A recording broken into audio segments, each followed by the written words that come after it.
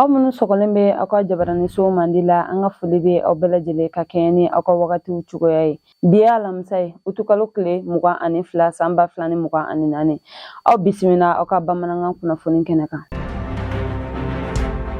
Bakuruba kunnafoni na an bɛna an da don an ka minisiri ɲɛsinen bɛ an ka lakanaw kɔɲɔ ɲɛnabɔli ma ni o ye Sadio Kamara ye. Ale ye tagama boloda Rusilakaw fɛ yen nɔ yaasa ka taga Mali représenter forum dɔ kɛnɛ kan. An bɛna an da don o la fo ka taga se Mali, Burkina, Niger olu ye sɛbɛnfura ci ONU maaw ma yaasa u bɛ se ka u jɔyɔrɔ fa cogoya min na Ukraine ye waleya min ta ka ɲɛsin Mali ma ani Afrique jamana bɛɛ lajɛlen ma ani o ɲɔgɔnna caman wɛrɛ an da bɛna se o caman ma aw bisimila. An ka minisiri Sadio Kamara ale wulila ka taa Rusilakaw fɛ yen nɔ ka taga sigikafɔ dɔ kɛnɛ ka sigikafɔ n'a bɛ fɔ o ma nanzarakan na ko Forum International Militaro Technique ni o kɛra utukalo tile 12 ka taa bila tile 14 na san 2024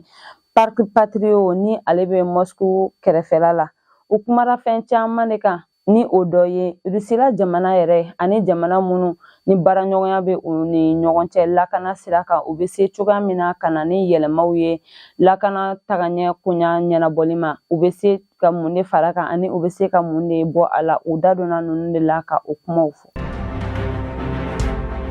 Madame Maïga Fatumata Somagel ani Madame Jara Fatumata Kulibali ni olu tun ye waribon baarakɛla ye Bamakɔ commune 1 marabolo la. Olu tun datigunen don san 2016 u ni u cakɛɲɔgɔn Yamadu Traore ni Ala ye ale ka kalifa minɛ a la san 2016 nka u ka kiri kɛra araba tɛmɛnen a yirala ko ɲangini min kun talen bɛ ka ɲɛsin u ma ni o de ye ko u ye dankari jamana ka foroba nafolo la ko u nɔ tɛ a la bi u nɔ tɛ a la sini sabula u ye a jira ko olu tɛ foyi de kalama a ko la.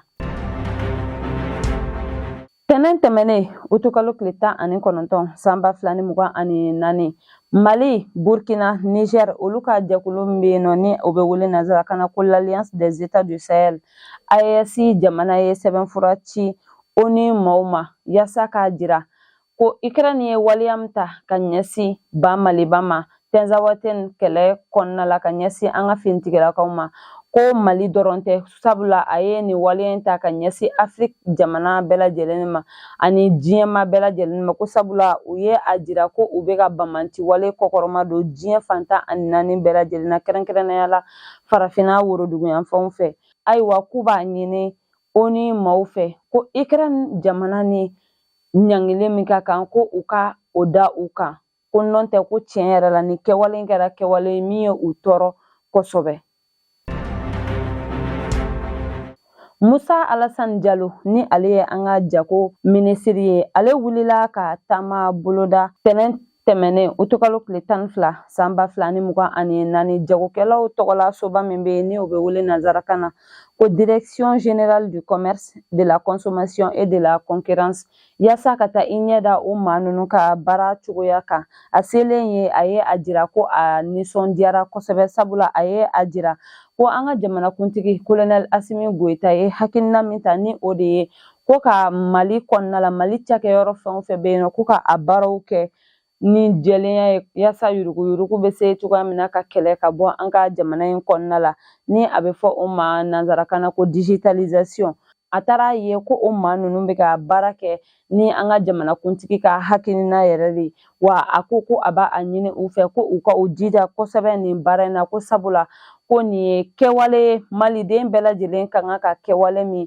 kɛ i taabolo ye. An ka senamatɔn minnu bɛ anw fɛ yan ni olu bɛ wele nanzarakan na ko partie signataire de la déclaration commune du 31 mars 2024 olu bɔra ka laseli kɛ k'a ɲini an ka jamana ɲɛmɔgɔw fɛ ko u cakɛɲɔgɔn minnu minɛna juin kalo tile 20 tɛmɛnen n'u ka kiri kɛra juin kalo tile 21 ni u datugunen don Bamakɔ kasobonba yɔrɔ caman na k'u b'a ɲini an ka jamana ɲɛmɔgɔw fɛ ko u ka u cakɛɲɔgɔn ninnu bila ani min ye Musa Mara ye ni ale ye an ka premier ministre kɔrɔ ye ale fɛnɛ ma to kɔ nin ko in na sabula a bɔra ka laseli kɛ a ka bɔlɔlɔ siraw kan k'a jira ko ni maa minnu minɛlen filɛ nin ye ko u tɛna ɲina u kɔ bi u tɛna ɲina u kɔ sini wa k'u seko n'u damayira ye fɛn o fɛn ye yaasa u bɛ se ka bila ko ale na a tɔw ko u n'u jija ka o kɛ. I n'a fɔ bɛɛ lajɛlen bɛ a kalama ɔktɔburu tɛmɛnen san 2023 an ka jamana ɲɛmɔgɔw ye a yira ko u t'a fɛ tuguni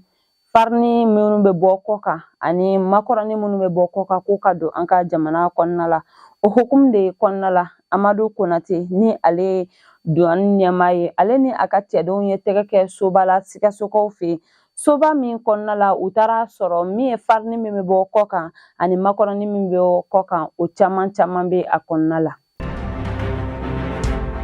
O b'an ta an ka kɔkan kunnafoniw na Rusilakaw ka jamana ɲɛmɔgɔ Vladimir Putin ale bɔra ka laseli kɛ k'a jira ko min ye a ka jamana ani Chine jamana k'u kɛlen bɛ ka bolodi ɲɔgɔnma kɛ yaasa min ye fɛɛrɛw k'olu sigi sen kan ni jamana fila o bɛ se ka kɛ nafasɔrɔ sira ye cogoya min na ni jamana fila bɛɛ lajɛlen ma wa ko a dalen bɛ a la fana ko nin bɛna kɛ ko ye min bɛna taga ɲɛfɛ ko a dalen b'a la ko a tɛna dan sira la.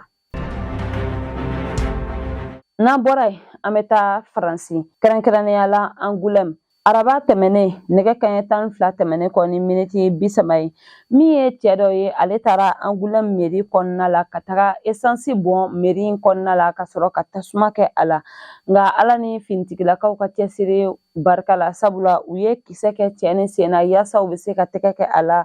cogoya min na wa a jirala fana ko maa si ni ma to a la wa maa si ma jogin ni cɛ in yɛrɛ tɛ ani a ka joginin kɔfɛ fana u ye a ta ka taga ni a ye lapitaliso yaasa a bɛ se cogoya min na ka furakɛ. Nin de bɛ dan sigi an ka bi kunnafoniw na an tɛ sɛgɛn an tɛ ɲina an bɛ an ka dibilabaara kɛbagaw fo sabula olu jɔyɔrɔ ka bon kosɛbɛ an ka baara in na an b'a fɔ k'Ala ka basigi sabati an ka ba Maliba kɔnɔna la Ala ka sankɔrɔta di an ka finitigilakaw ma ni Ala m'an ka jɔnya jɔ an na an bɛ ɲɔgɔn sɔrɔ yan nɔ sini ka kunnafoniya di aw ma ladiriya la shukran.